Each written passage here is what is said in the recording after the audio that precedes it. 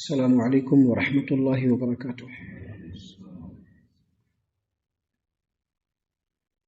اعوذ باللہ من الشیطان الرجیم، بسم اللہ الرحمن الرحیم۔ وممن حولکم من الاعراب منافقون ومن اہل المدینة مردوا علی النفاق لا تعلمهم نحن نعلمهم سنعذبهم مرتين ثم يردون الى عذاب عظیم۔ اے محمد صلی اللہ علیہ وسلم اور اے مسلمانوں، تمہارے ارد گرد بسنے والے دیہاتیوں میں کچھ منافق موجود ہیں، اور کچھ منافقین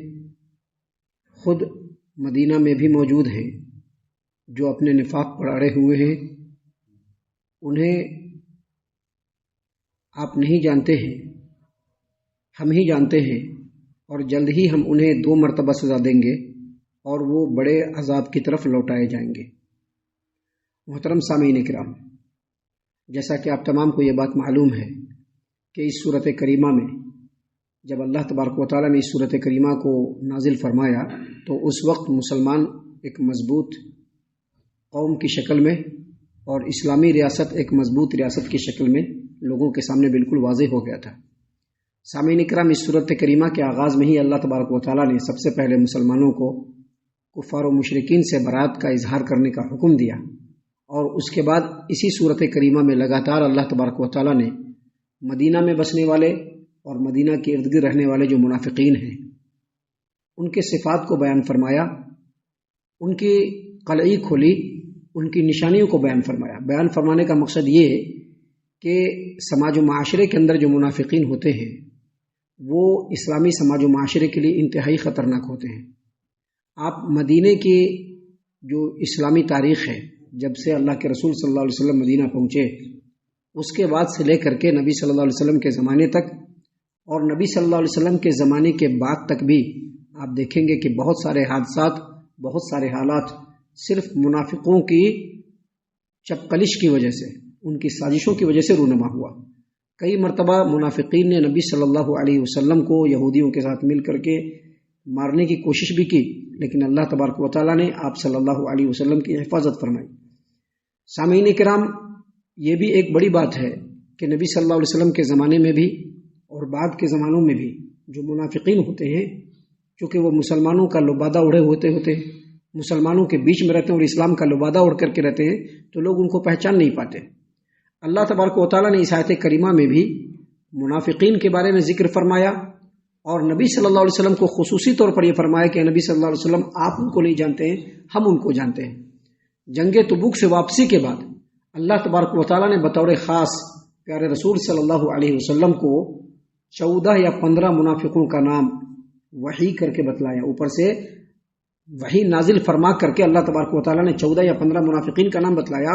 اور ان 14 یا 15 منافقین کے بارے میں اللہ کے رسول صلی اللہ علیہ وسلم نے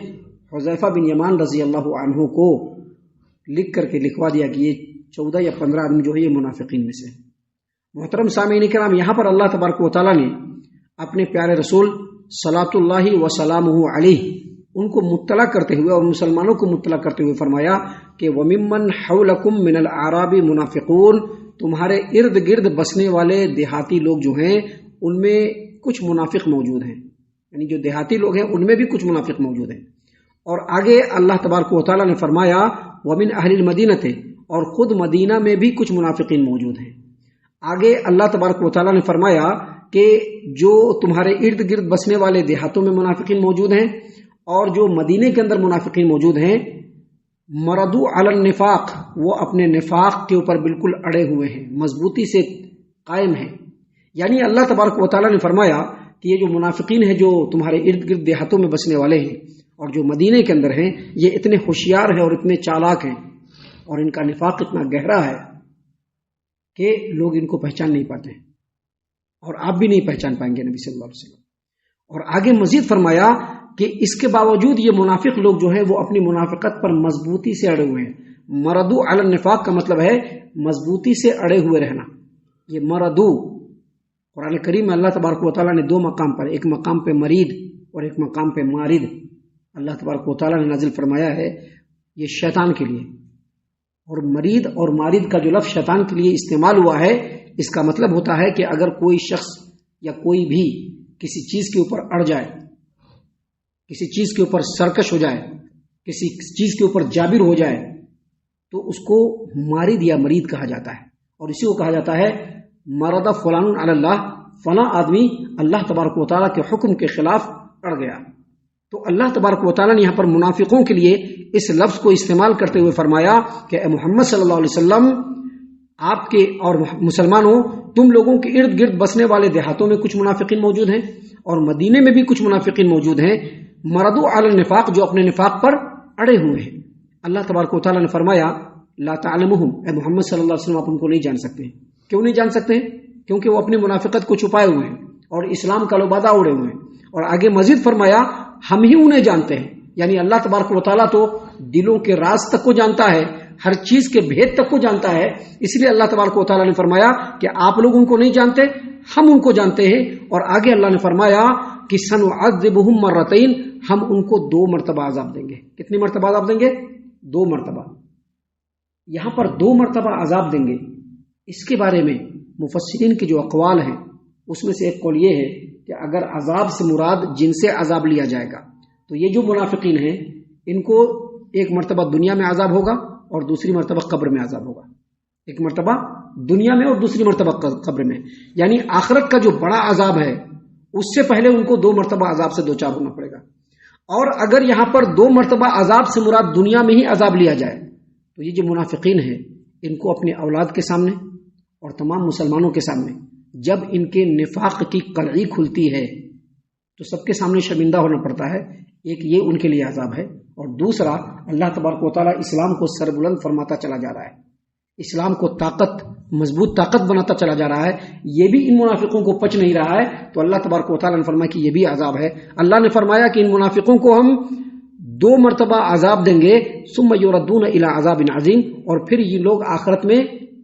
بڑے عذاب کی طرف ہم ان کو لوٹائیں۔ اللہ فرماتے ہیں ثم یردون، پھر یہ لوگ لوٹائے جائیں گے الی عذاب عظیم، آخرت کے بڑے عذاب کی طرف۔ اور آخرت میں منافقین کو جو عذاب ہوگا وہ جہنم کے سب سے نچلے طبقے میں ہوگا۔ سامعین کرام، اب آگے اللہ تبارک و تعالیٰ نے مزید اس مضمون سے ہٹ کر کے کچھ دوسری باتیں بھی بیان فرمائی ہیں جو ہمارے لیے انتہائی نصیحت آمیز ہے، جس کو انشاءاللہ کل اور کل کے بعد کے درسوں میں ہم آپ کے سامنے پیش کرنے والے ہیں۔ ہم اللہ سے دعا کرتے ہیں کہ اللہ تعالی ہم تمام کو ان تمام باتوں کے اوپر خوب غور و فکر اور تدبر کرنے کے ساتھ ساتھ ان باتوں کے اوپر عمل کرنے کی بھی توفیق عنایت فرمائے، آمین۔ اللہ تعالی ہم تمام کو صحیح معنوں میں پکا سچا مومن مسلمان بنائے، اللہ اور اس کے رسول صلی اللہ علیہ وسلم کی اطاعت و فرما برداری کرنے والا بنائے، صحابہ کرام رضی اللہ عنہم کے طریقے پر چلنے والا بنائے،